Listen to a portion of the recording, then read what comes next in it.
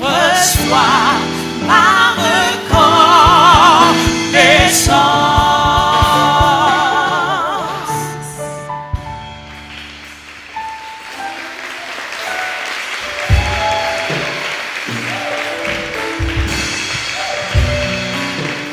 Nous sommes très heureux d'être ici dans cette magnifique église qui nous reçoit et nous allons parler des choses très exceptionnelles. Là, il s'agit du Saint-Esprit. Pourquoi ne pas dire la Pentecôte, une fête qui, bien sûr, se célèbre par le corps de Christ, c'est-à-dire les chrétiens.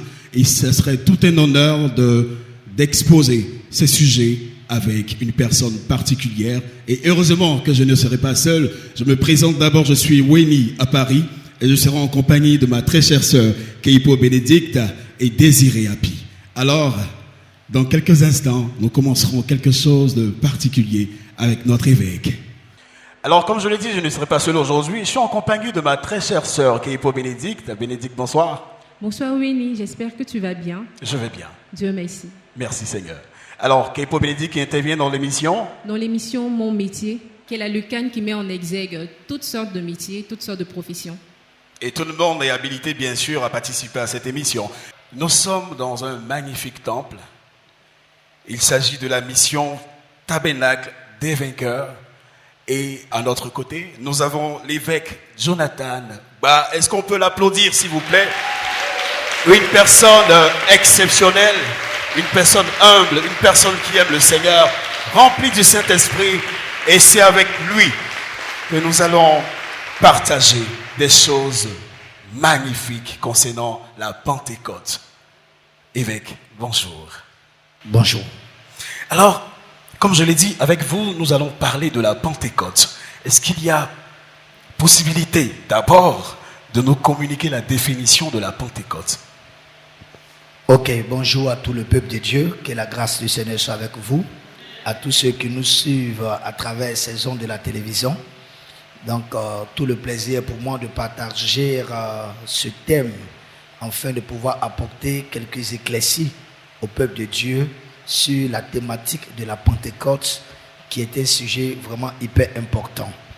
Parlant de l'historique de la Pentecôte, nous savons que on a entendu pour la première fois le thème Pentecôte dans les Actes des Apôtres, Actes le chapitre 2, où c'était pour la première fois Jésus étant monté au ciel, et la Bible déclare que les disciples qu'il avait laissés, parce que le Seigneur Jésus avait laissé 120 disciples, et ces disciples-là étaient dans cet endroit qu'on va appeler la chambre haute, donc sur le mont Sion. Tout à l'heure, au cours de l'émission, on parlera du mont Sion et pourquoi ça a été au mont Sion. Mais ils étaient au mont Sion et là, pour la première fois, on voit le Saint-Esprit descendre. Et le Saint-Esprit est descendu sur les 120 personnes. Et à partir des 120 personnes, il y a eu ce jour-là, plus de 5000 personnes qui ont été impactées par le Saint-Esprit. Voici comment on a appelé ce jour Pentecôte. Mais Pentecôte signifie 50e jour. Voilà, dans le thème, selon l'interprétation française, c'est-à-dire donc du grec au français, ça signifie 50e jour, mais qui correspondait bien entendu à la fête des moissons. Donc dans l'Ancien Testament, lorsque nous parcourons le livre d'Exode, le chapitre 23, nous pouvons voir aussi dans le livre de Lévitique et même de Deutéronome, il y avait 7 fêtes qui étaient des fêtes principales que l'Éternel avait instituées. Donc des fêtes divines. Et parmi ces 7 fêtes, il y avait l'une des fêtes qu'on appelait la fête des semaines. Donc attendez par la fête des semaines, la fête des prémices, ou soit la fête des moissons. Donc c'est la fête de la primauté. Où à cette occasion, le peuple de l'Éternel devait pouvoir manifester leur reconnaissance à la première divinité. À la première divinité. C'est pour ça qu'on dit la fête des prémices. Donc on considère que celui qui est l'auteur de toutes choses, ou celui qui a fait germer toutes choses, celui qui est l'auteur de la création, c'est à cette personne qu'on doit reconnaître d'abord la primauté de tout ce que nous avons comme bien. Donc il faut rendre gloire à cette divinité qui est primordiale, qui est donc le Saint-Esprit. Donc Dieu a utilisé cette occasion de la fête des prémices, qu'on va appeler la fête des moissons, pour faire descendre le Saint-Esprit sur la terre. Voici un peu en quelque sorte l'historique. Maintenant, si nous voulons parler de l'origine, parce que cette Pentecôte qui marque du moins la descente du Saint-Esprit, qui va bien entendu marquer le début de l'ère de l'Église, le début de l'ère de l'Église, le début de l'ère de la grâce, a tout à fait une origine. Pourquoi le Saint-Esprit va-t-il peut-être choisir ce jour particulier, qui est le jour de la prémisse, afin de pouvoir descendre sur la terre? Ce n'est pas fortuit. Certainement qu'on aura l'occasion d'en parler. Bien sûr. Et ça s'applaudit. Alors, je l'ai dit, vraiment, dans cette émission, on est toujours surpris d'entendre des choses magnifiques, exceptionnelles, surtout qui sortent de la parole de Dieu, de la bouche de nos dirigeants, des personnes, des bergers, voilà. Et c'est tout un honneur, évêque. Merci. Alors, transition aucune, nous allons rapidement écouter nous allons rapidement écouter les chantres. Là, je fais allusion au groupe musical de cette magnifique église qui nous reçoit. Et on les écoute. Que tes vives eaux inondent mon âme, que ton Saint-Esprit vienne et prenne le contrôle. Chaque situation qui trouble mes pensées, mes soucis, mes fardeaux à tes pieds, je dépose. Que tes vives eaux inondent de mon âme, que ton Saint-Esprit vienne et prenne le contrôle. Chaque situation qui trouble mes pensées, mes soucis, mes fardeaux à tes pieds, je dépose.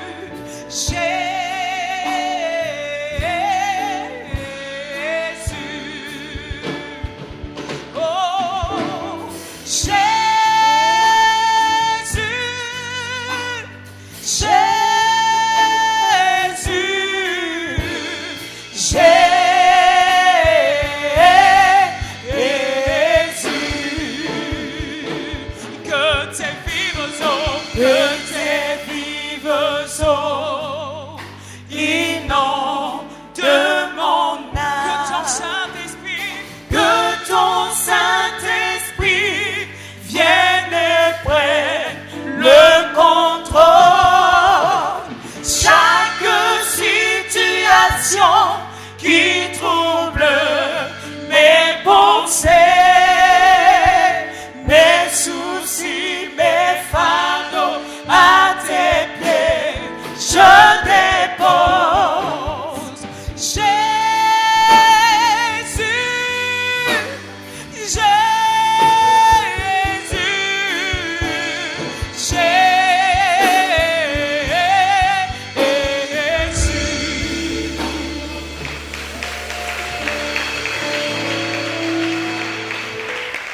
C'est lui qui est vraiment l'origine de... Il est notre tout, il est magnifique, c'est un Dieu exceptionnel. Et quand le Saint-Esprit est dans la place, comme on a pour habitude de le dire, tout est OK. Alléluia, alléluia. Alors, toujours dans le sens de transmettre bien sûr les informations sur la Pentecôte, évêque, je crois que nous devons parler maintenant de l'origine même de la Pentecôte.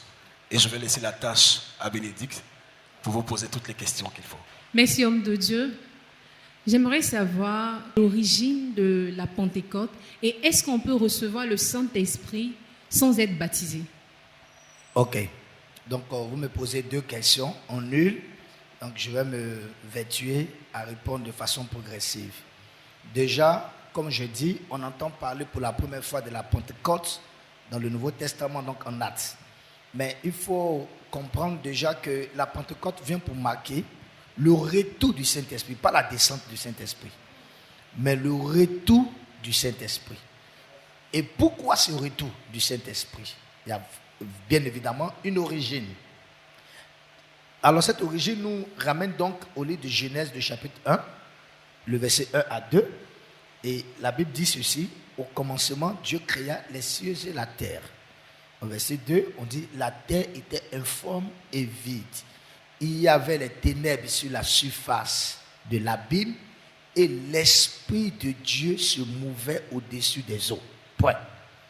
Donc, nous remontons donc à cette origine où dans le plateau divin, nous appelons le plateau divin les manifestations de Dieu à travers le fait que Dieu est Dieu Père, il est Dieu Fils et il est Dieu Esprit.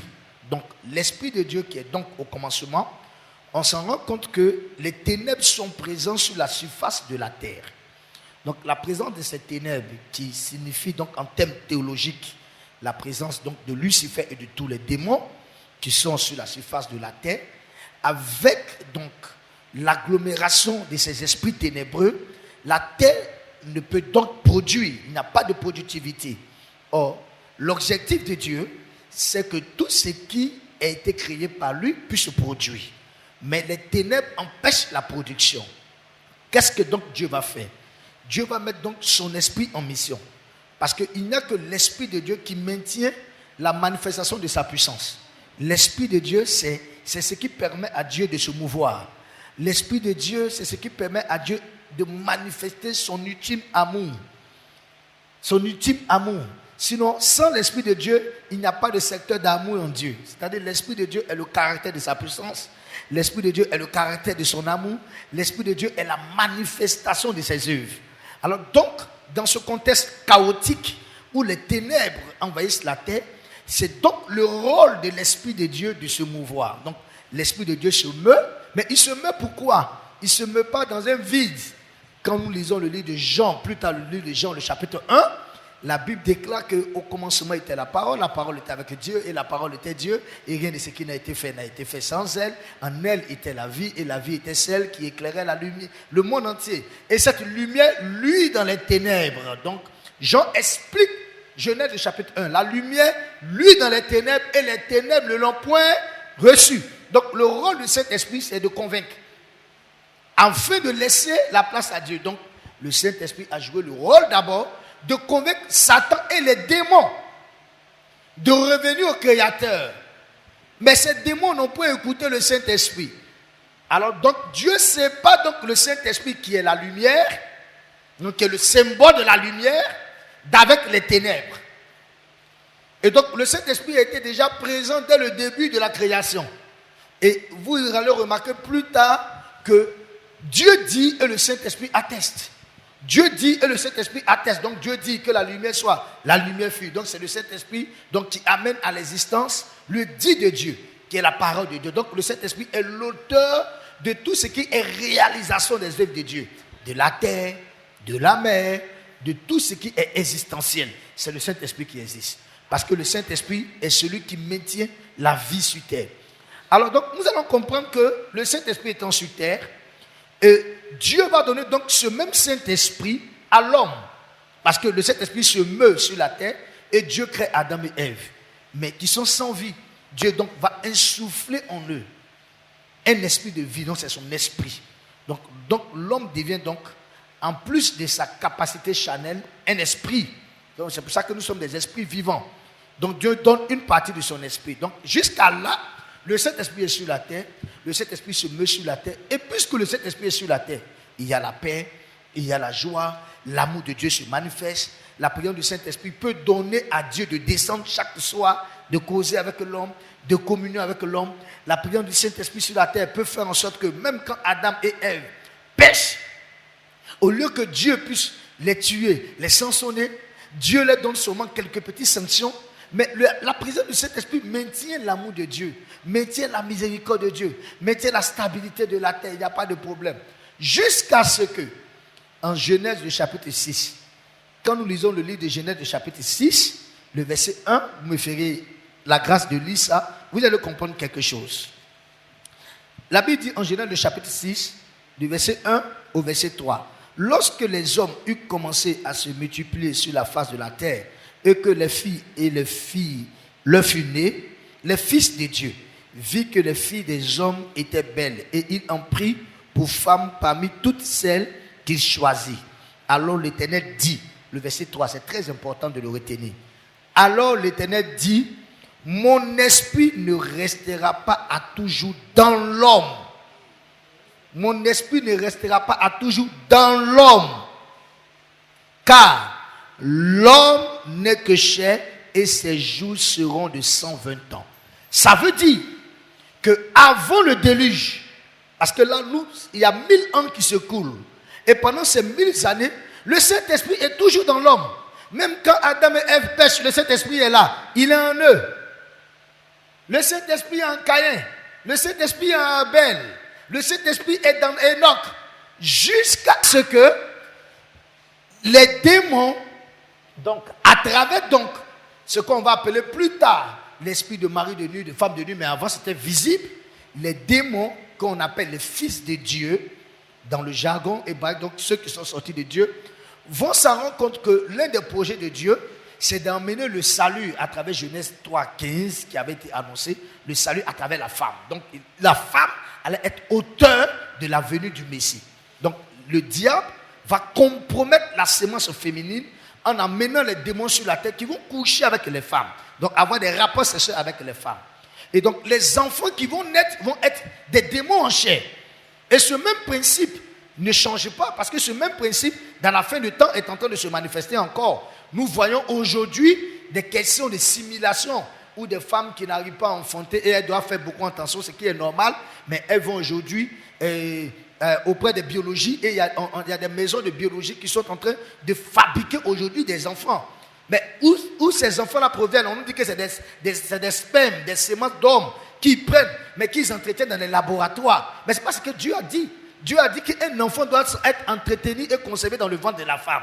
Mais un autre enfant qu'on conçoit dans un laboratoire, mais cet enfant-là, il est sorti d'où? Sa semence, ça provient d'où? On va nous dire que c'est une semence humaine, mais c'est des démons en chair. Que le diable est en train de préparer pour revenir sur la terre, pour compromettre la terre. Mais c'était pareil dans le temps. C'était pareil, où les démons allaient vis-à-vis avec les femmes.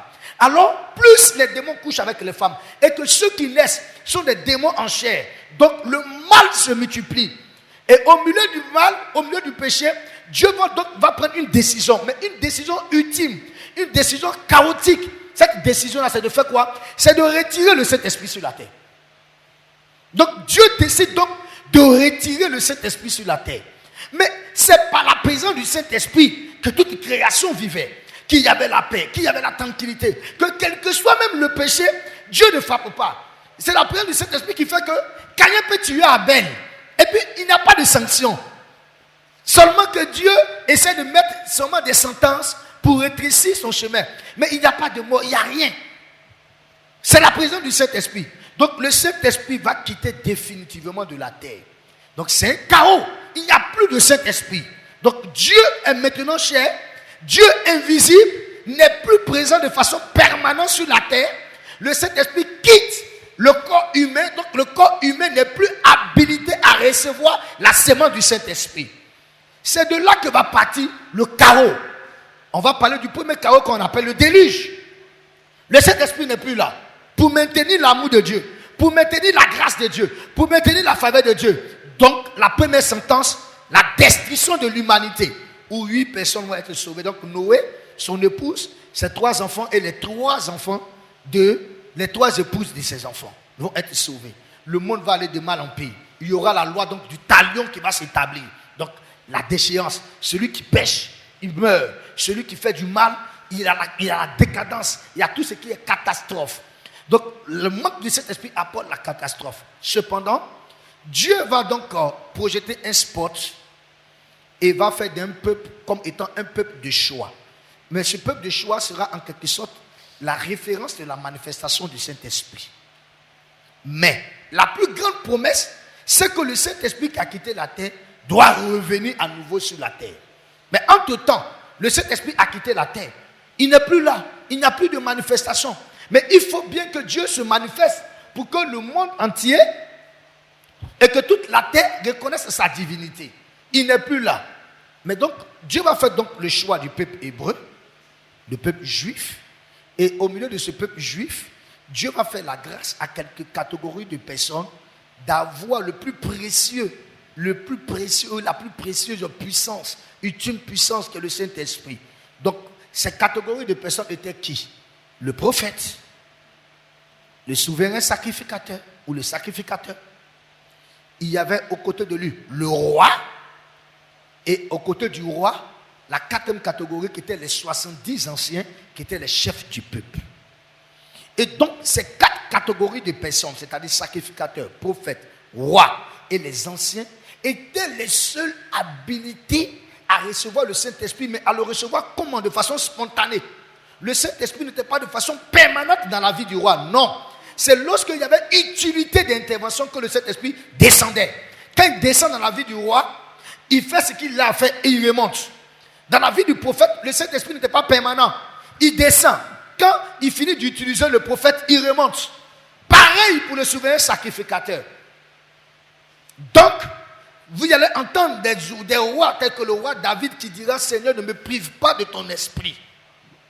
Vous allez entendre parler des rois comme des rois qui disent Seigneur, comme les gens comme le prophète du moins, le prophète Moïse qui dira Seigneur, fais-moi voir ta gloire. Je veux voir la marque de ta gloire, qui est ton esprit. Et donc, ils avaient quelque peu la visitation du Saint-Esprit.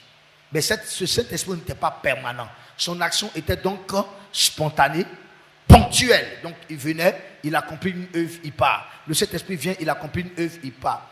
Mais l'objectif de Dieu, ce n'est pas que le Saint-Esprit puisse avoir une action ponctuelle, mais c'était que le Saint-Esprit qui a été retiré de la terre revienne à nouveau de façon permanente sur la terre. C'était là l'ultime action. C'est pour cette raison que le Seigneur Jésus-Christ va venir. Mais l'importance pour l'humanité, ce n'est pas la venue du Seigneur Jésus. L'importance pour l'humanité, ce n'est pas la venue du Seigneur Jésus. Le Seigneur Jésus est comme un précurseur. Et je vais vous mettre à l'aise. C'est pour ça que le Seigneur Jésus va dire à ses disciples: il est avantageux pour vous que je m'en aille. Ça veut dire, Jésus n'a que 3 ans d'action sur la terre. Mais son action sur la terre, c'est de réparer non seulement le tort qui a permis au Saint-Esprit de quitter définitivement la terre. Non seulement il faut réparer ce tort pour donner la place au Saint-Esprit. Puisque c'est le péché qui a fait en sorte que le Saint-Esprit parte, il faut que Jésus vienne réparer le tort du péché. Afin qu'une fois que le tort du péché adamique étant réparé, que le Saint-Esprit ait la possibilité de revenir à nouveau sur la terre. C'est pour ça que quand les gens ont dit: mais Seigneur, pourquoi tu vas nous laisser? Tu es Dieu, nous t'avons sur la terre. Il dit non. Moi, dans ma capacité de Dieu, si je reste là, ce n'est pas moi qui suis le plus important. Mais il y a une autre entité en moi qu'on appelle le Saint-Esprit, qui était dès le commencement. C'est lui qui est l'auteur de la création. C'est lui qui est la manifestation palpable de la grâce. C'est lui qui est la manifestation palpable de l'amour. Tant qu'il est avec vous, il n'y a pas de châtiment. Il y a ce qu'on appelle la paix, la joie, la grâce, la faveur. C'est le Saint-Esprit qui vous permet d'être homme, d'être rapproché de Dieu. C'est le Saint-Esprit qui est la sémence dans laquelle Dieu se reconnaît. Donc il est avantageux pour vous que je m'en aille, pour que vous receviez ce que vous avez été toujours promis. Et quand le Seigneur Jésus-Christ est parti le jour de la Pâque, il fallait donc choisir le 50e jour après, qu'on appelle la fête de la prémisse. Donc c'est une fête de reconnaissance de la création, une fête de reconnaissance où nous reconnaissons que tout ce qui existe a été créé par Dieu. Donc nous apportons notre prémisse pour dire: Seigneur, c'est toi qui as créé la nature, c'est toi qui as créé tout ce qui existe. Donc Dieu prend donc ce jour qui marque que tout ce qui existe a existé par le Saint-Esprit, a été créé par le Saint-Esprit. Donc il choisit donc ce jour de prémisse pour ramener l'auteur de la création qui est le Saint-Esprit sur la terre. Donc, en termes d'origine, le Saint-Esprit utilise donc ce jour spécifique pour revenir sur la terre, mais pour revenir non pas de façon spontanée, mais de manière permanente. Donc à partir donc de ce jour, le Saint-Esprit ne vient plus agir pour repartir, mais il est sur la terre. Et il est sur la terre de façon définitive. Alors donc, tous ceux donc qui acceptent le Seigneur Jésus-Christ, donc qui croient en Dieu, mais croire en Dieu c'est quoi? C'est croire au Fils qu'il a envoyé, donc croire au message du Seigneur Jésus-Christ. Le Seigneur Jésus-Christ donc qui est la réconciliation entre nous et Dieu. Donc le Seigneur Jésus-Christ présente le principe de la réconciliation entre nous et Dieu. Donc tous ceux qui acceptent le Seigneur Jésus-Christ, dès ce moment, ils reçoivent immédiatement le Saint-Esprit. Ils reçoivent le Saint-Esprit et le Saint-Esprit vit en eux. C'est pour ça qu'en Galates, Paul va dire, si nous vivons aussi par le Saint-Esprit. Alors donc, la deuxième question que de savoir, est-ce que donc on peut recevoir le Saint-Esprit sans être baptisé? Oui, parce que dès l'instant où vous recevez le Seigneur Jésus-Christ comme Seigneur et Sauveur, vous êtes réconcilié avec Dieu. Cette simple réconciliation vous donne directement accès au Saint-Esprit. Maintenant, le baptême est un processus de la conversion. Et nous avons un bel exemple. L'exemple dans le livre des Actes des Apôtres, je connais Actes le chapitre 10.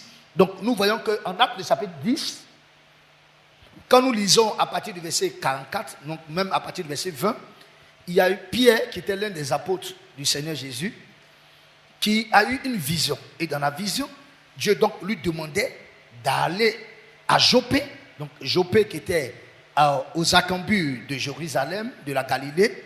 Et là, il y avait un centenier romain, donc des Romains. Et l'un des chefs de ces centeniers romains était Corneille. Donc Corneille, qui avait entendu parler du Seigneur Jésus, qui l'adorait et qui l'aimait. Donc Pierre donc, va se rendre chez Corneille, après toute interprétation que Pierre pouvait se donner pour dire non, je n'ai jamais mangé chez un païen, je ne peux pas aller chez un païen. Donc un non-juif, on appelait le païen le non-juif. Alors donc, Dieu l'intime lors d'y s'y rendre. Et pendant qu'il l'exhortait dans la maison de Corneille, il était en train de parler et le Saint-Esprit est descendu. Le Saint-Esprit est descendu. On peut le lire, Actes le chapitre 10 pour que vous compreniez, parce que certaines personnes diront non, le Saint-Esprit est réservé seulement à ceux qui sont baptisés. Non, le Saint-Esprit n'est pas réservé seulement à ceux qui sont baptisés, mais tous ceux qui croient au Seigneur Jésus-Christ reçoivent immédiatement le don du Saint-Esprit. Donc je disais Actes le chapitre 10, le verset 44, on peut lire à partir du verset 44. On dit comme Pierre prononçait encore ces mots, le Saint-Esprit descendit sur tous ceux qui écoutaient la parole. Tous les fidèles circoncis qui étaient venus avec Pierre furent étonnés de ce que le don du Saint-Esprit était aussi répandu sur les païens. Verset 46. Car ils les entendaient parler en langue et glorifiant Dieu. Alors Pierre dit, peut-on refuser l'eau du baptême à ceux qui ont reçu le Saint-Esprit aussi bien que nous? Donc ils n'étaient pas baptisés, mais ils ont reçu le Saint-Esprit. Et Pierre dit, non mais s'ils ont reçu le don du Saint-Esprit, mais est-ce qu'on peut maintenant leur refuser l'eau du baptême? Parce que eux, dans leur compréhension, il faut être d'abord baptisé avant de recevoir le don du Saint-Esprit. Mais Dieu venait de les confondre. Dès l'instant où ces personnes avaient écouté Pierre et que dans leur cœur ils avaient reçu le Seigneur, le Saint-Esprit est descendu. Et quand ils ont vu la manifestation du Saint-Esprit, quand le Saint-Esprit descend dans la vie de quelqu'un, il y a des manifestations. Et donc quand ils ont vu les manifestations du Saint-Esprit, ils disent, mais tiens, mais ces personnes ne sont pas encore baptisées, mais ils ont reçu le Saint-Esprit. Est-ce qu'on peut maintenant leur refuser le baptême? Donc, pour répondre à votre question, oui, on peut recevoir le Saint-Esprit sans être baptisé.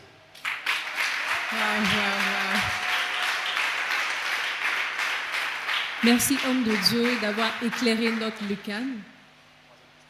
Alors, je vais passer à la troisième question. Homme de Dieu, quels sont donc les dons de l'Esprit et leurs capacités? Ok, le Saint-Esprit est invisible à l'œil nu. Parce que c'est une énergie. Comprenez par le Saint-Esprit une énergie. De la même manière, nous avons l'ampoule qui nous éclaire.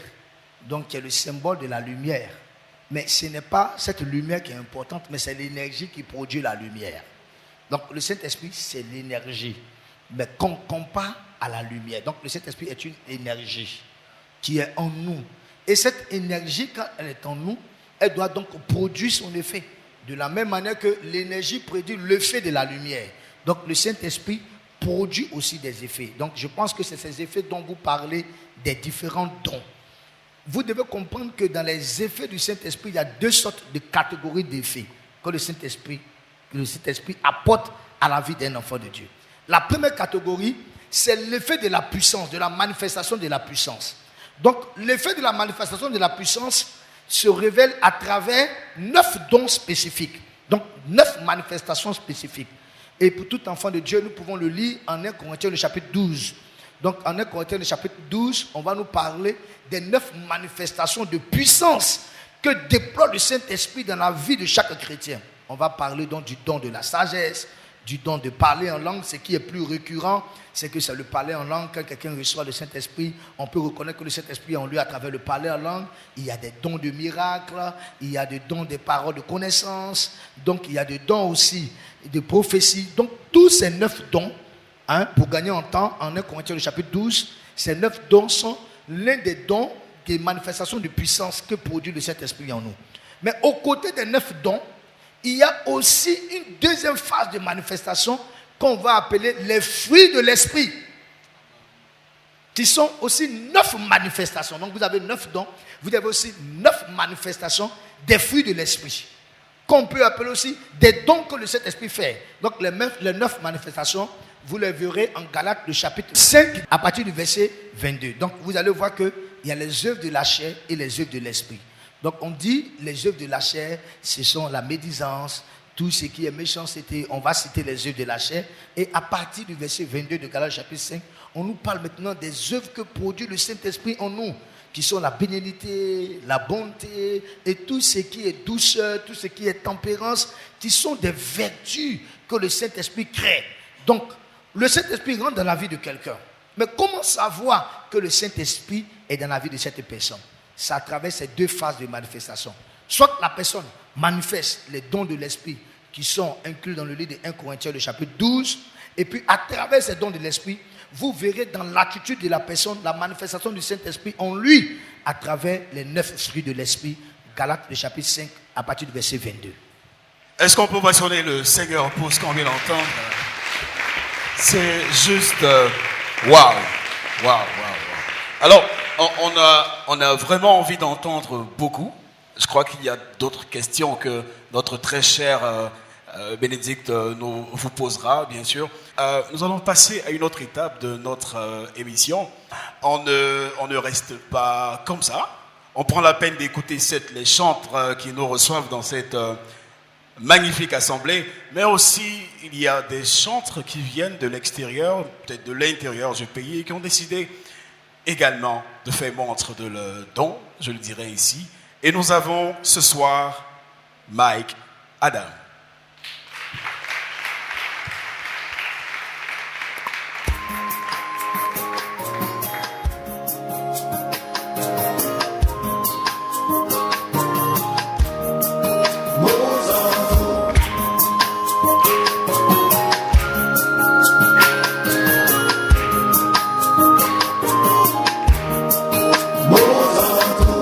Ô Éternel, toi qui veilles sur nous à chaque instant, mon âme bénit ton nom, parce que tu règnes.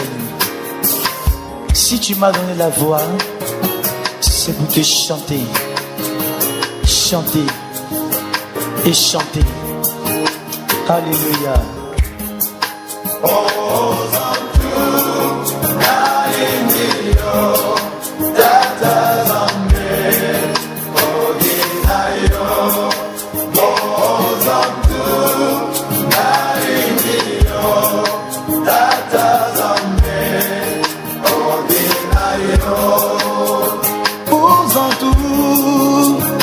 Alingio, tata zambe, oginayo, ohozatu.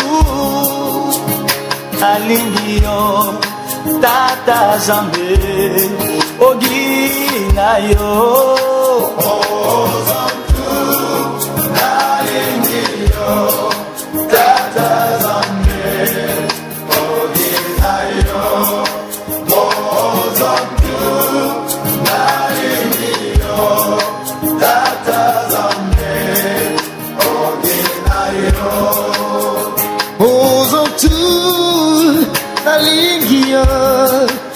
Tata zambe oginayo,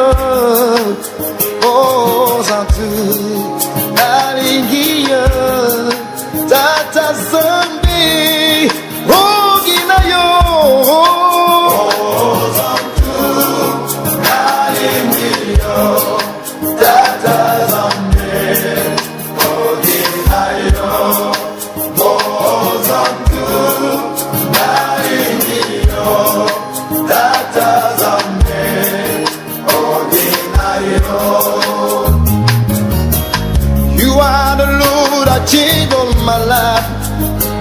We give you praise, you are the Lord.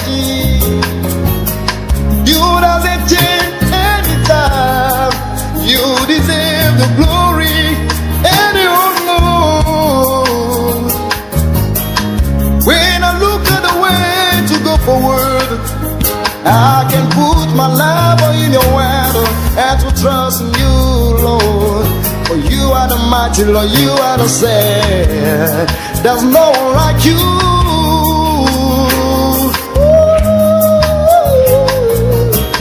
Honor and praise be unto you. All depend on you, on Jesus. For you are everything in your hand. Thank you, Jesus, for my life. Thank you, Jesus, for everything. You are Lord, be magnified.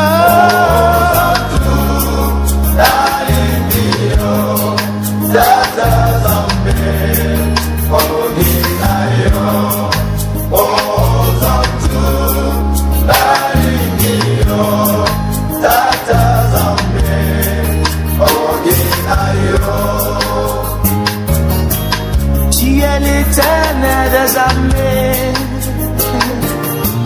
et nous bénissons ton nom. Lui fait descendre ton onction. Oh,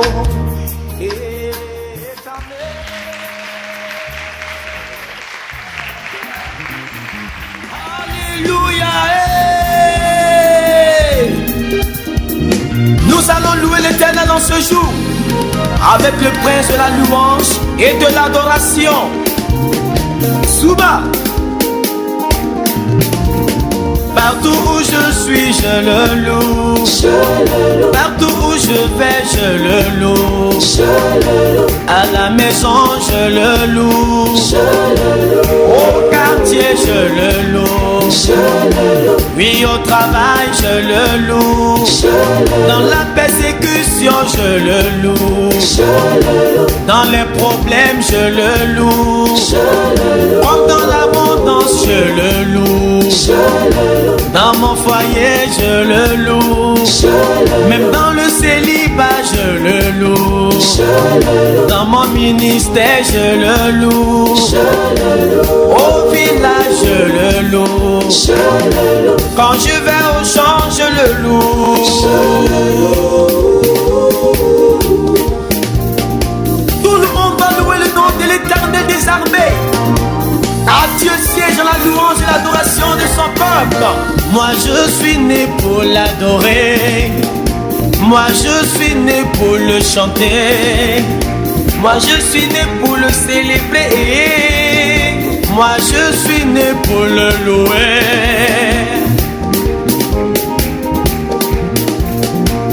Quand ça ne va pas, je crie son nom.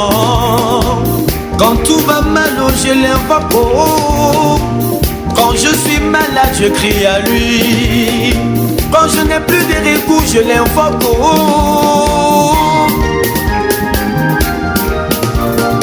Le nom de Jésus, oui, le nom de Jésus, le nom de Jésus, le souverain nom de Jésus. Partout où tu es, il faut le prier. Partout où tu es, il faut le danser. Partout où tu es, il faut le chercher. Partout où tu vas, il faut prier. Il est le chemin, la vérité et la vie. Il faut le louer. Prier, prier, prier. Il faut le prier. Chanter, chanter, chanter. Il faut le chanter. Louer, louer, louer. Il faut le louer. Danser, danser, danser. Il faut le danser. On va le louer jusqu'à la fin du monde. Souba. Il est bon de louer Jésus, le prince de paix, le roi des rois. Il est bon de louer Jésus. Car Dieu siège dans la louange, mes frères. Il est bon de louer Jésus, le prince de paix, le roi des rois. Il est bon de louer Jésus. Nous allons le louer. Il est bon de louer Jésus, le prince de paix, le roi des rois. Celui qui règne à jamais. Louer, louer, louer l'Éternel. Louer, louer, louer le roi Louer des Dieu. rois. Louer, louer. Louer, louer Dieu. Louer, Souba. grand louangeur, sommes la phase. Alléluia. Loué, loué, Spinoza, loué, loué, Bimad, mon frère de tous les jours. C'est ça. Comme ça. Comme ça. Merci beaucoup, merci au centre, Mike, Adam. Que le Seigneur te bénisse abondamment. Est-ce qu'on peut l'ovationner très fort, s'il vous plaît? Waouh, waouh. Alors, Bénédicte. Merci, homme de Dieu, de nous avoir donné l'origine du Saint-Esprit et de nous avoir éclairé sur comment le Saint-Esprit a quitté la terre et par l'amour du Seigneur est revenu. Mais cette fois-ci, c'était pour une catégorie de personnes. Et Jésus, dans son amour, a voulu monter chez le Père et laisser son esprit qui est maintenant accessible à tout le monde. Cependant, j'aimerais savoir si tout le monde est apte à aller au ciel. Ah non, tout le monde n'est pas apte à aller au ciel. Sont aptes à aller au ciel ceux qui ont le Saint-Esprit. Ne peuvent avoir le Saint-Esprit que ceux qui reconnaissent que le Seigneur Jésus-Christ les réconcilie avec Dieu. Donc ceux qui acceptent le Seigneur Jésus-Christ comme Seigneur et Sauveur. Parce que en réalité, le même phénomène qui était au départ finira par se reproduire. Donc on n'oublie pas le schéma. Le schéma, c'est que le Saint-Esprit était sur la terre. Le péché de l'humanité a emmené Dieu à retirer le Saint-Esprit sur la terre. Donc le Saint-Esprit est monté. Le Saint-Esprit, au jour de la Pentecôte, donc à la chambre haute, 40 jours après donc la résurrection, redescend sur la terre, donc à nouveau. Mais n'oublions pas que le Seigneur Jésus nous a annoncé qu'il y aura un enlèvement. L'enlèvement, c'est pour qui? C'est pour ceux qui auront accepté le Seigneur Jésus-Christ comme Seigneur et Sauveur. Mais pourquoi l'enlèvement? Pourquoi l'enlèvement? Pourquoi la destruction du monde? Sinon, Dieu peut-il laisser ce monde qu'il a créé et ce monde peut rester éternel? Dieu n'a aucun intérêt à détruire le monde. Mais pourquoi Dieu va détruire le monde? Parce que la Bible nous dit que la terre va disparaître, l'univers tout entier va disparaître. Mais pourquoi? Mais bien entendu, l'univers tout entier va disparaître parce que le Saint-Esprit va quitter à nouveau la terre. Oui, le Saint-Esprit va quitter encore à nouveau la terre. Mais pourquoi le Saint-Esprit va quitter la terre? Parce que les mêmes péchés qui ont permis au Saint-Esprit de quitter la terre, ces mêmes péchés doivent se reproduire à la fin des temps et ces péchés sont sous nos yeux. Quand nous voyons un homme qui va avec un homme, c'est des péchés qui étaient dans le temps. Quand nous voyons une femme qui va avec une femme, c'est des choses contre nature. Quand nous voyons des hommes qui couchent avec des animaux, c'est des péchés contre nature. Quand nous voyons des démons en chair qui sont en train maintenant d'exercer le pouvoir sur la terre. Quand nous voyons les œuvres du diable et le péché grandir, de sorte à ce que les choses qu'on ne voyait pas, même il y a 100 ans en arrière, nous voyons ces choses aujourd'hui. L'abomination, la dépravation, ce sont des actes qui attristent le Saint-Esprit et qui poussent le Saint-Esprit à quitter la terre. Alors donc, le Saint-Esprit va quitter la terre, mais le Saint-Esprit est où? Il est dans la vie de ceux qui ont accepté le Seigneur Jésus-Christ comme Seigneur et Sauveur. Donc quand la trompette va sonner, c'est ceux qui auront le Saint-Esprit en eux qui seront enlevés. C'est tout. Voilà. Donc le Saint-Esprit partira avec ceux en qui il est. Donc le Saint-Esprit n'est pas en toi, tu ne partiras pas le jour de la trompette. Donc l'enlèvement se définit, on dit l'enlèvement. Mais l'enlèvement de qui? Ce n'est pas l'enlèvement de tout le monde, c'est l'enlèvement du Saint-Esprit. Dieu enlève le Saint-Esprit sur la terre. Il quitte sur la terre. Mais il quitte avec qui? Il quitte dans ma vie, dans ta vie, dans toi ta vie. Donc pour nous qui avons le Saint-Esprit, c'est avec nous qu'il va partir. Et ceux qui n'auront pas le Saint-Esprit, ils resteront sur la terre. Et bien évidemment, quand le Saint-Esprit va quitter à nouveau sur la terre, ça sera le déluge, le chaos, la fin de la terre. Voilà. C'est simple. Merci, homme de Dieu. Alors, en résumé, que peut-on retenir de la Pentecôte? Alors, nous devons retenir de la Pentecôte que la Pentecôte est le renouvellement de la grâce de Dieu. Le renouvellement de la grâce de Dieu. Voilà pourquoi nous disons que nous sommes à l'aide de la grâce. Donc, reconnaissons par la Pentecôte la grâce que Dieu nous fait d'entrer en contact avec le Saint-Esprit, de vivre le Saint-Esprit. Et le Saint-Esprit en nous maintient l'amour de Dieu en nous. C'est par le Saint-Esprit que aujourd'hui quand je pêche, je peux demander pardon à Dieu et puis Dieu me pardonne. Dieu aura du mal à me frapper. Or, sans le Saint-Esprit, quand quelqu'un pêche, il meurt. Sans le Saint-Esprit, tu as cassé l'œil de quelqu'un, on dit il faut qu'on casse aussi ton œil. Sans le Saint-Esprit, tu es condamné à aller à l'enfer. Mais le Saint-Esprit nous empêche d'entrer dans la condamnation éternelle. Donc nous devons retenir de la Pentecôte que c'est une opportunité que Dieu nous donne de nous réconcilier avec lui, mais par le Saint-Esprit. Nous devons retenir par la Pentecôte que nous avons l'obligation en tant qu'enfants de Dieu d'entretenir l'œuvre du Saint-Esprit en nous, de continuer à vivre avec le Saint-Esprit. Nous devons retenir de la Pentecôte que sans le Saint-Esprit, nous ne pouvons pas avoir accès à la promesse de Dieu qui est le salut éternel. Donc le Saint-Esprit en nous nous donne accès à la promesse éternelle. Voici ce que l'enfant de Dieu et le chrétien doit retenir de ce qu'on appelle la Pentecôte. On ne dit pas la Pentecôte comme étant une fête. Mais nous fêtons quoi? Mais nous fêtons la présence du Saint-Esprit en nous. La Pentecôte doit être pour nous le signe de pouvoir nous-mêmes se mettre en cause, de savoir est-ce que je n'ai pas rétrogradé? Est-ce que je suis encore dans la phase de la chrétienté? Est-ce que je n'ai pas abandonné la main du Seigneur? Mais si j'ai abandonné la main du Seigneur, ça veut sans dire que le Saint-Esprit n'est pas en moi. Parce que vous pouvez recevoir le Saint-Esprit et le Saint-Esprit peut quitter dans votre vie. Non, vous n'êtes pas maître du Saint-Esprit. Le Saint-Esprit peut quitter dans votre vie. Donc vous pouvez l'attrister. Mais l'attrister par quoi? Par la vie du péché. C'est le péché qui attriste le Saint-Esprit. Donc comment maintenir le Saint-Esprit en soi? C'est de vivre une vie qui nous rapproche de Dieu. Donc une vie de sanctification, une vie qui honore la parole de Dieu. Mais tant que vous honorez l'éternel Dieu à travers une vie de sanctification, le Saint-Esprit est permanent en vous. Ça va de quoi? Que lorsque le Seigneur viendra chercher son église, si nous sommes dans cette ère-là, le Seigneur aussi vous ramènera avec lui dans le ciel et vous allez vivre avec lui. Parce que le corps est charnel, mais c'est le Saint-Esprit en nous qui est le plus important. Amen, amen, amen, amen. Merci Yvette. Merci beaucoup Yvette, merci, que Dieu vous bénisse abondamment. Et il s'agit d'une autre intervention d'un chantre qui a décidé de ne pas rester en marge, parce que dans cette émission, nous prenons la peine certes de mettre les chantres en lumière, mais aussi une manière à ces chantres de s'exprimer comme il se doit à travers le don et le talent que le Seigneur leur a communiqué. Et maintenant, nous faisons appel à notre chantre Eve Zubo. Daddy, so I'm on the beat.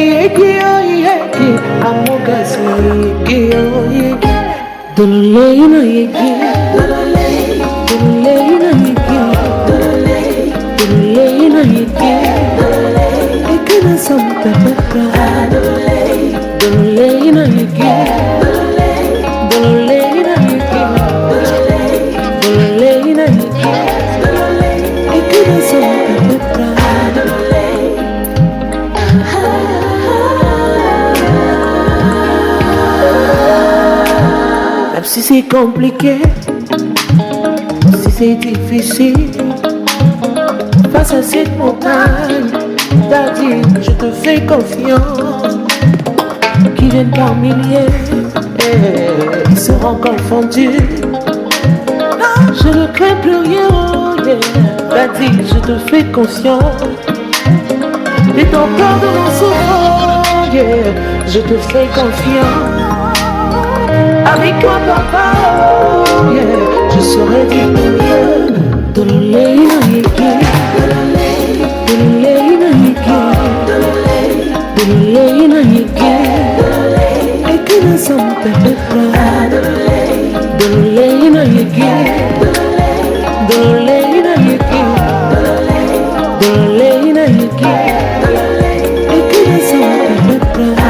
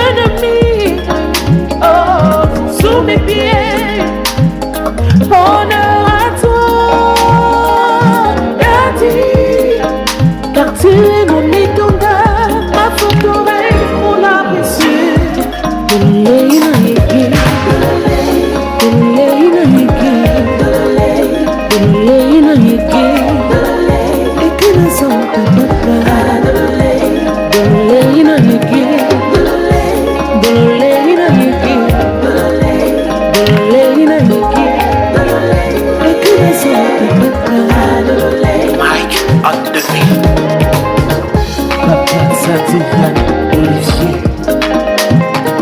Que Dieu te bénisse.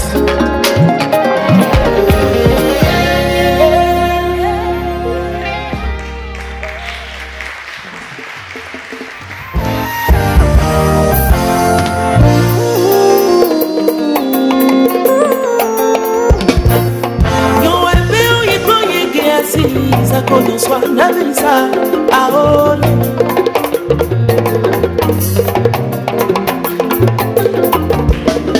Yo ebe oye koye ke asi Jacobo yo swa na visa aole.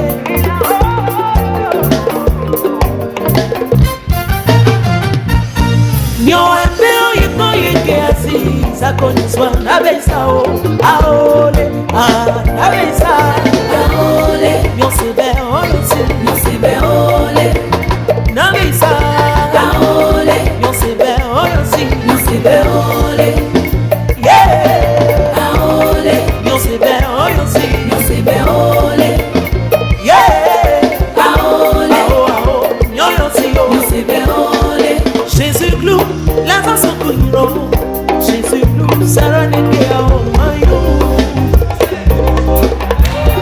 Merci Seigneur pour ta bonté infinie.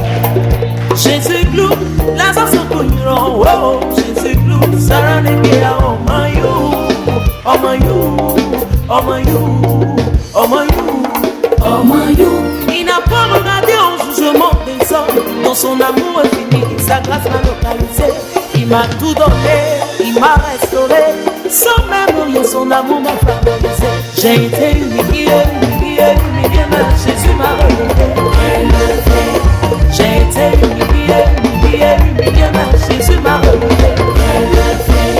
J'ai été rejeté, mais Jésus m'a aimé. J'ai été rejeté, mais Jésus m'a aimé. Jésus est trop beau, Jésus est trop beau, Jésus est trop beau, Jésus m'a aimé. Humilié, il m'a relevé, rejeté, il m'a aimé. De la boue, il m'a positionné, sans même rien, papa m'a aimé. Il m'a aimé. Jésus est trop beau, Jésus est trop beau, Jésus est trop beau, Jésus m'a aimé. Ah ouais, que toutes les nations se tiennent debout et célèbrent le nom du Seigneur au rythme du tambour. Alléluia. Si.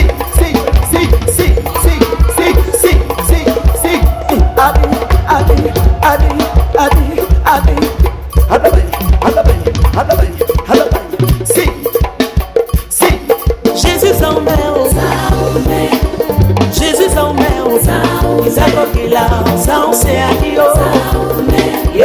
Jésus en mer, Jacob au soir, non mon nao. Jésus en mer, yon soit Nélio, yon soit Nélio, yon soit Nélio. Il m'a aimé, yon soit Nélio, yon soit Nélio, yon soit Nélio. Il m'a aimé, Alléluia.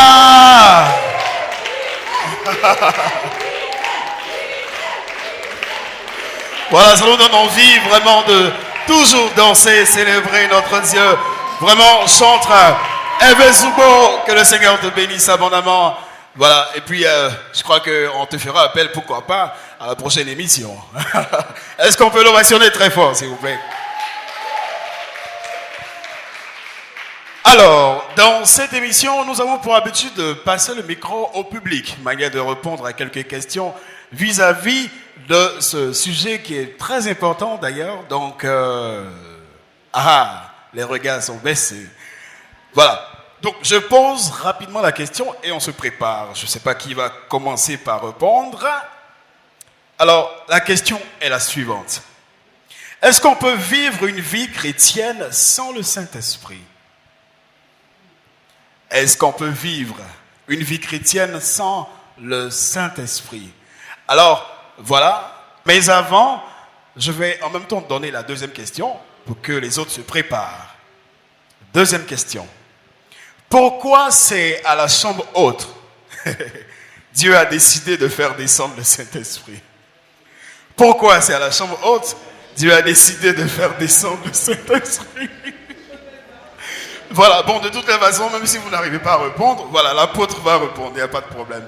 Je crois que nous allons passer à la réponse de la toute première question, c'est-à-dire, est-ce qu'on peut vivre une vie chrétienne sans le Saint-Esprit?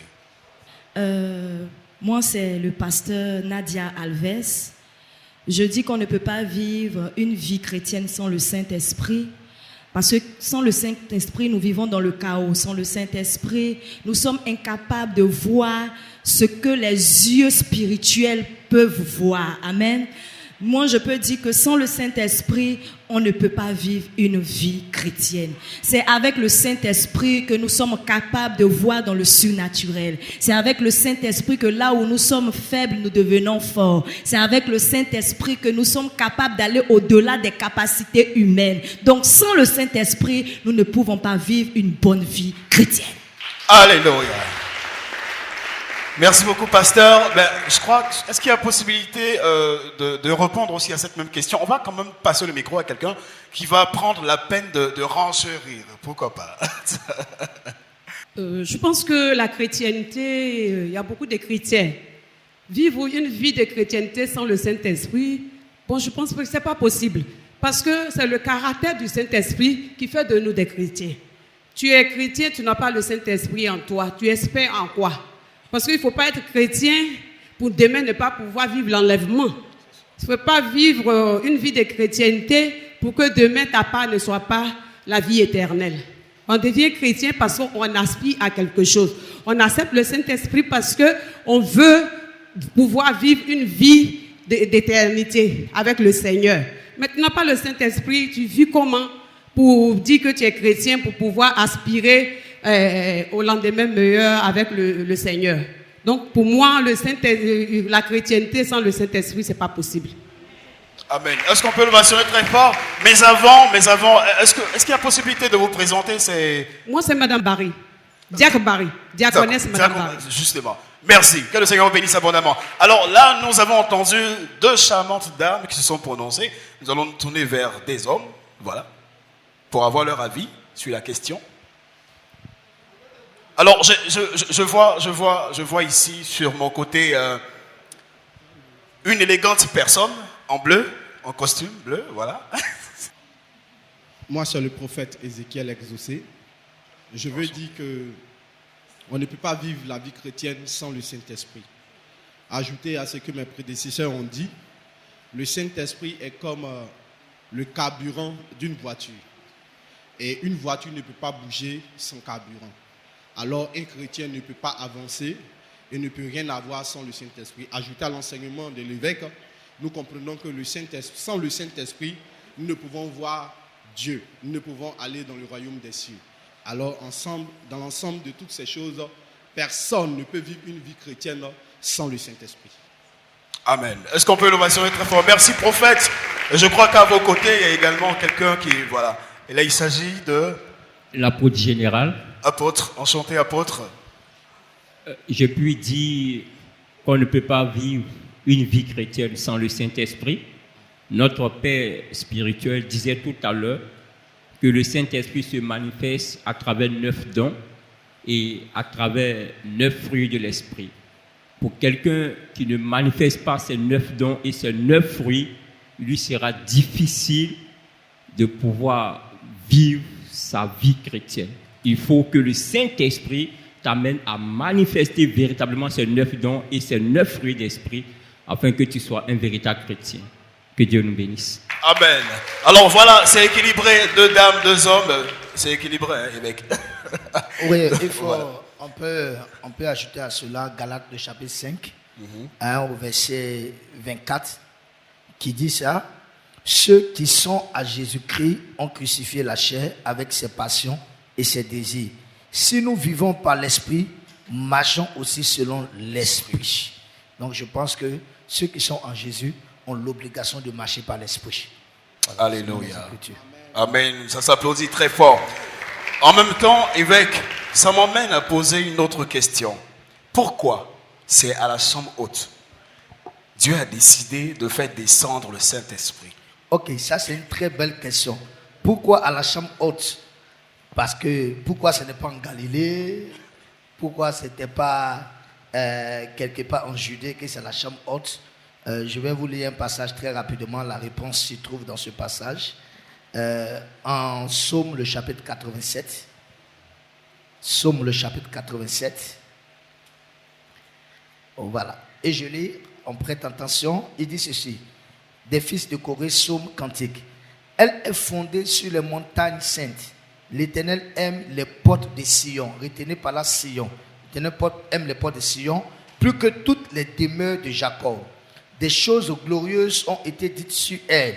Ville de Dieu, je proclame l'Égypte et Babylone parmi ceux qui me connaissent. Donc l'Égypte c'est l'Afrique. Babylone, entendez par Babylone, l'Asie, tout ce qui est l'Asie. Voici le pays des Philistins.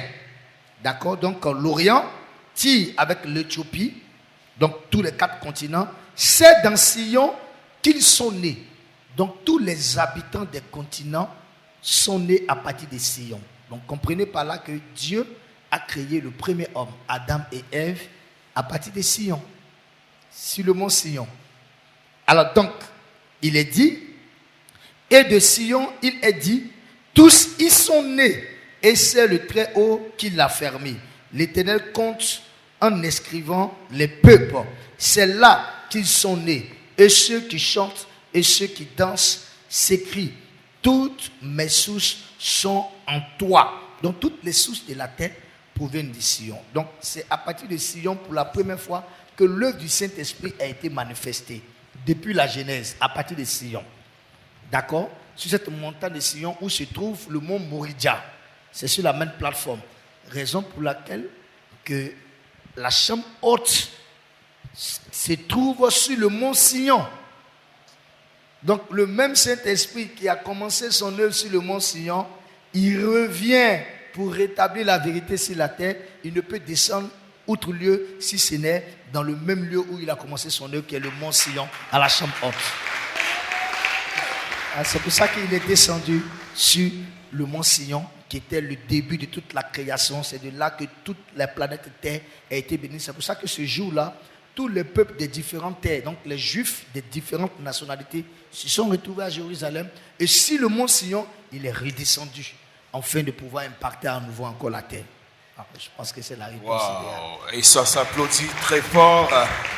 Bénédicte, quelque chose à ajouter? C'est vrai que là, nous tirons vers la fin de cette émission. C'est clair, évêque, nous nous trouvons dans cette assemblée et c'est quand même, je pense, on va prendre la peine de présenter le corps pastoral, je le dirais ici, et puis l'église qui nous reçoit. Ok, nous sommes la mission évangélique Tabernacle des Vainqueurs. Et cette mission est composée de différents corps organisationnels. Donc nous avons déjà le premier vice-président de cette mission. Donc après moi, donc, c'est le prophète, le révérend prophète David Chama. Est-ce qu'on peut l'ovationner très fort? Nous avons surtout l'alliement, le corps pastoral. Donc il y a des servants de Dieu et des serviteurs de Dieu. Et aux côtés du corps pastoral, nous avons donc le diacre. Donc le responsable des diacres, c'est le diacre Zahui et tous ses associés. Nous avons ensuite les responsables des départements. Donc nous avons plusieurs départements à notre sein. Et donc tous les responsables des départements sont là. Donc vous n'avez qu'ici seulement les responsables des départements et les adjoints. Et donc nous avons environ près de 15 départements qui fonctionnent au sein de la mission. Il faut dire qu'ici, nous sommes à notre siège provisoire et la mission est représentée aussi à travers certaines communes, certaines villes et aussi à l'extérieur du pays. Nous avons aussi des églises sœurs, voilà, des églises sœurs avec lesquelles nous collaborons. Donc, c'est ce qui marque aussi la présence de l'apôtre René, voilà, qui établit ici les églises de Maroc, Mauritanie et aujourd'hui qui doit aller en Europe. Donc, voici en quelque sorte la vision de l'église. C'est la vision de l'évangélisation et de préparer ceux qui sont sauvés à l'appel ultime, au salut. Donc c'est la vision de l'évangélisation et du salut. Donc nous travaillons beaucoup dans le contexte de l'évangélisation générale et aussi dans le contexte de l'encadrement pour faire en sorte que ceux que nous gagnons au Seigneur soient préparés pour le salut. Voilà. Amen. Amen. Ça s'applaudit très fort. Ça s'applaudit. Voilà. Alors, je crois que les chantres nous rejoignent rapidement. Nous allons terminer ce moment magnifique. Je ne cesserai, bien sûr, avec ma collaboratrice Bénédicte, nous ne cesserons, bien sûr, de vous remercier pour cet accueil, je le dirais ici. Merci à vous, évêque. Merci au corps pastoral, aux prophètes, aux apôtres, en tout cas toutes les personnes qui ont répondu favorablement à l'invitation de cette chaîne de télévision ELTV. Voilà, est-ce que vous pouvez vous ovationner très fort, s'il vous plaît, vous-même? Parce que ce chaleureux public, vraiment, je le dirais, évêque, ce chaleureux public nous a quand même communiqué quelque chose. C'est vrai que là, on parle du Saint-Esprit, ils nous ont communiqué. Sans même s'exprimer verbalement, bien, avant l'intervention des pasteurs, des prophètes et apôtres, ils nous ont communiqué quelque chose de chaleureux.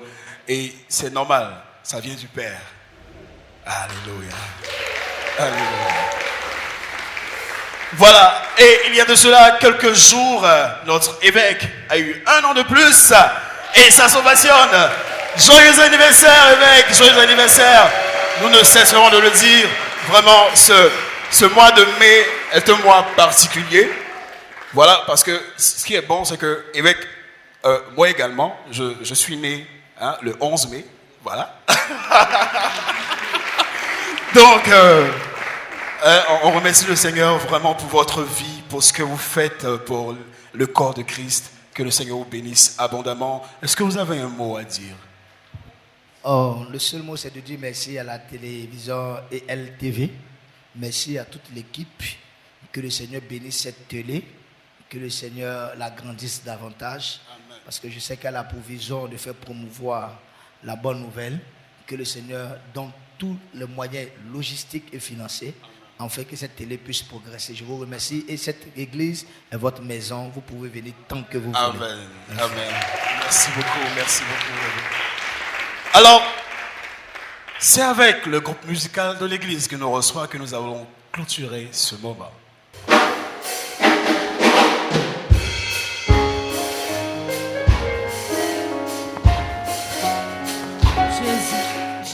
Voilà, ensemble, nous allons célébrer le Seigneur avec ce groupe magnifique. Mais je continue les remerciements. Merci aux chantres qui nous ont rejoints. Merci, que Dieu vous bénisse. Hervé, Mike, que Dieu vous bénisse abondamment. Tout joyeux, bénissons le Seigneur. Chantons et célébrons ses louanges. Adorons avec foi le Sauveur. Nous joignons au céleste en phalange. Tout joyeux, bénissons le Seigneur. Chantons et célébrons ses louanges.